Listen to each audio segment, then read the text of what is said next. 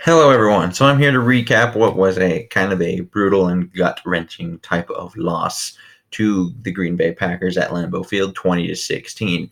So Rodgers completed 22 of his 34 passes for 209 yards, 6.1 average yards per attempt, 2 touches, no picks, sacked twice, lost 18 yards on those sacks. So Minnesota only gets 191 yards of passing allowed, and his rating was 101.2. Running the ball. Aaron Jones carried it 23 times for 116 yards, a 5.0 average, had 1 touchdown and a long of 15. Jamal Williams, 9 for 28, 3.1. Rodgers carried, 1 for 0. So 33 rushes for 144 yards, a 4.4 average, and the 1 touchdown. Receiving, Adams led them in receiving, catching 7 of his 9 targets for 106 yards and a 15.1 average. Aaron Jones, 4 of 6 for 34 yards. Geronimo Allison caught 4 of his 5 targets for 25 yards and 1 touchdown. Vendez Scantling caught half of his targets at 3 for 6 for 19 yards. Jamal Williams caught 3 of 4 for 13 yards and a touchdown. And Kumaro caught 1 ball for 12 yards. So they were 5 of 15 on third down, which is 33%. 3 for 3 in the red zone, clearly 100%. They were +2 in the turnover margin, had 6 penalties for 35 yards, and they held the ball for 34 minutes and 6 seconds. Now, we get to the fun stuff for at least this channel, which is a one and only Kirk Cousins. 14 of 32 for 230 yards, a 7.2 average, 1 touchdown, 2 interceptions, was sacked 1 time for 7 yards, and had a quarterback rating of a whopping 52.9. And then in the ground game, they actually did extremely well. Dalvin carried it 20 times for 154 yards, averaging 7.7 a pop. Obviously had the 1 long touchdown, which was 75 yards. Madison, 4 for 25, 6.3 yards a carry. Cousins carried it twice for 17 yards, averaging 8.5. Abdullah, 1 for 2 for 2 yards. So in total, they had 27 carries for 198 yards, 7.3 yards per carry, and the 175-yard touchdown run. Receiving, Thielen led the team in receiving, catching 5 of his 8 targets for 75 yards, a 15.0 average. BB caught 1 of 2 for 61 yards. Diggs caught 1 of 7 for 49 and the touchdown. Cook, 3 for 3 for 37. Rudolph caught 3 of 5 for 9 yards, and CJ Ham didn't catch 1 of his 3. And Irv Smith made a catch today, but it was for -1 yard. So 4 of 13 on third down, that's 31%. 0 of 2 in the red zone, so a clear 0% there. -2 in the turnover margin, had 8 penalties for 100 yards, and 25 minutes and 54 seconds time of possession. So now we get into the more my opinion kind of stuff, which is offensively, pass protection, not really good as a whole. Mainly the interior, I didn't see. Well, Reef was also bad, but I thought O'Neal was probably the best one today. But Dalvin, however, was pretty fantastic. And then you have, oh boy, Kirk Cousins. So he didn't play well at all. This was by far his worst game since joining Minnesota, and I'm not going to try to cover that at all, but it was by far the worst game. And one thing I have to ask is maybe we should go out and get a real wide receiver 3 again, based on the fact that Josh Doctson landed himself on IR pretty quickly. And I think it might have showed this game because every time they landed in third, 5, or longer, you have multiple receivers on the field.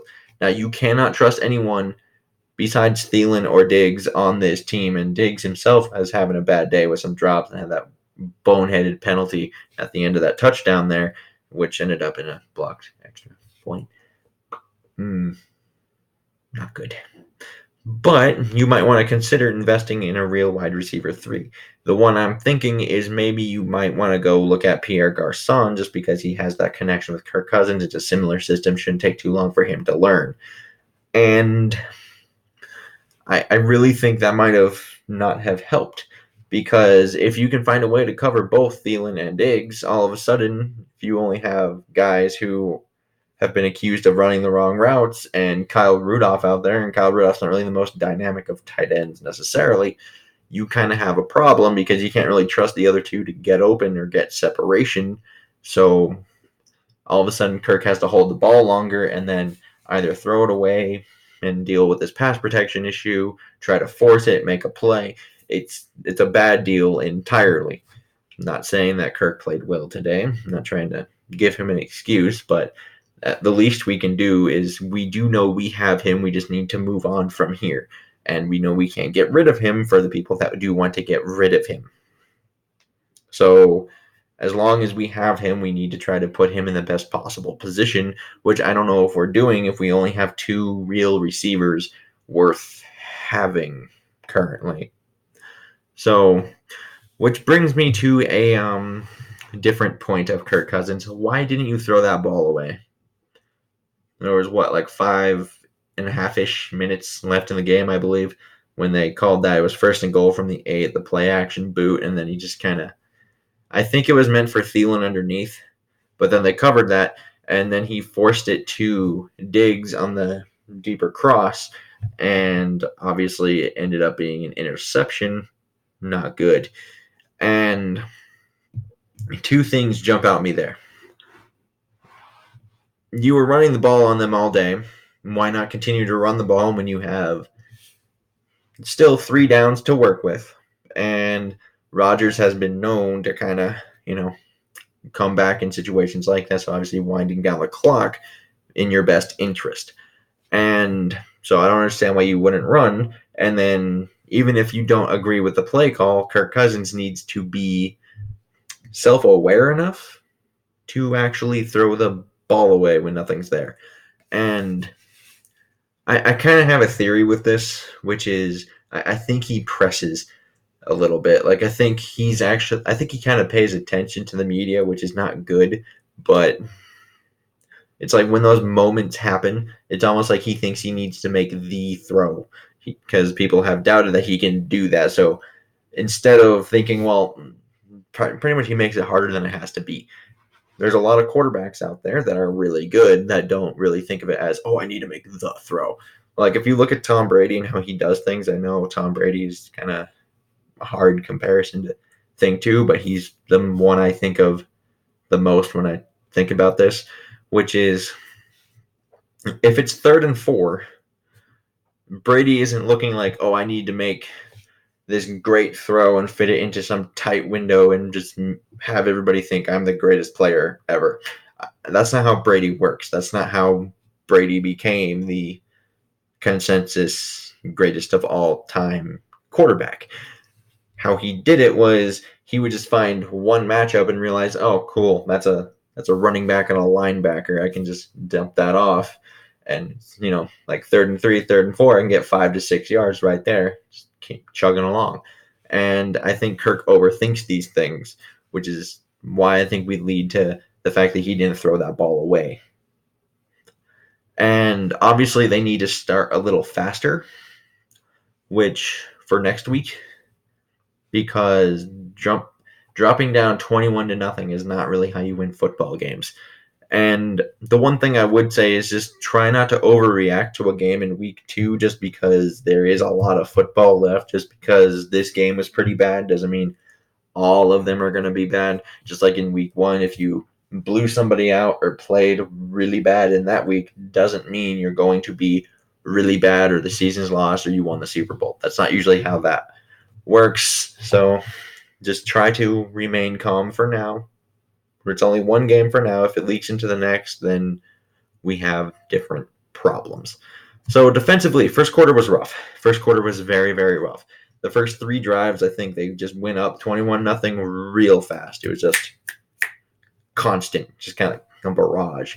So, but then they kind of shored up from, the second to fourth quarter where they didn't score again. I think the last score they had was about 14 and a half minutes left in the second quarter.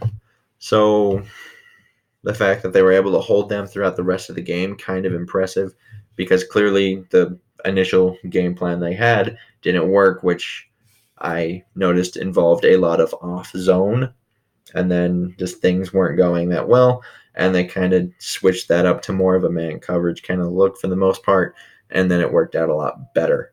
So there's that. And throughout the game, though, I thought Aaron Jones had way too much room, hence the 5 yards of carry. I think that we need to limit a team to rush yards quite a bit, just so we can actually use our pass rushers and just let them have their, pin their ears back and go. I think that's when we're at our best, because I think we defend the pass a lot better than we defend the run. So maybe early in games, would it be better to sell out for the run? I'm not sure. But I'm kind of glad they did play well in those other quarters. And just for players I thought did pretty well, I thought Hunter, Kendricks, and Barr, for the most part, played pretty well. Harrison also made some plays, as Harrison does. There are some other players that flashed in there. And then special teams, they missed a field goal this game every year, missing field goals. I don't know what it is about that. And then we had a blocked extra point after a really dumb penalty by Diggs. And speaking of penalties, why don't we talk about those? Those are fun. So you're not going to win averaging 100 yards worth of penalties, because they had 8 for 100 today. Last week, they had 11 for 100. You cannot win games averaging 100 yards worth of lost yardage in just penalties alone. That's not how things are going to get done. And in some ways, I think this game might be a good point of things, because, last week we were kind of talking about, maybe only having 10 passing attempts is a good thing. Maybe it was a bad thing, because at the same time, this is a new offense. We don't really know how much was unveiled today of the offense, or if they were just like, if it's not working, just don't reveal all of it. But at the same time, at least we learned what doesn't really work this week, where we didn't know that last week because we didn't throw it all. So maybe this is a good learning experience of sorts, where everything just went so well last week. Maybe they needed to have something like this to happen in order to really see where the real issues were, if that makes sense. Don't know if that's a thing that is factual, but I do think there is a chance of that being a thing. And overall, I thought this day was pretty disappointing. I thought that the defense and Dalvin Cook were kind of the only bright spots. Well, at least if you don't count the first quarter of the defense. But the running game, we at least learned, is pretty real. I think we learned that today. And when we have, we're able to adapt on defense too, still, when it comes to their game planning, because we kind of saw that in recent years. The main one that pops in my mind is from 2017 with the Los Angeles Rams coming in, where they just went right down the field and scored, and then for the rest of the game, they didn't score at all. So I still think that's fine. It just comes down to, can we protect Kirk Cousins, and can we get separation from guys not named Diggs and Thielen? And then I think we're probably fine for the most part. Because at the same time, I know Cousins played horribly today. Not going to try to defend Cousins in that regard. But at the same time, you have to kind of realize that, this is the first game he kind of lost single-handedly for us, in a way. Which, even at the same time, wasn't necessarily all him, just because of the 21-point hole that we put him into in the start, which is unfortunate. But offensively, Kirk Cousins was probably the biggest liability, where I think this is the first game where that is, since we've had him, that is true. Has he flourished in big moments since we got him? No. But was he the biggest liability in all those games we lost? Also, no. So I'm kind of willing to see at least what next week looks like until I determine what this is, because we haven't seen him play like this since he got into Minnesota. I would like to know what you guys think down in the comments below, and liking and subscribing it helps. So please do. And until next time, I bid y'all adieu.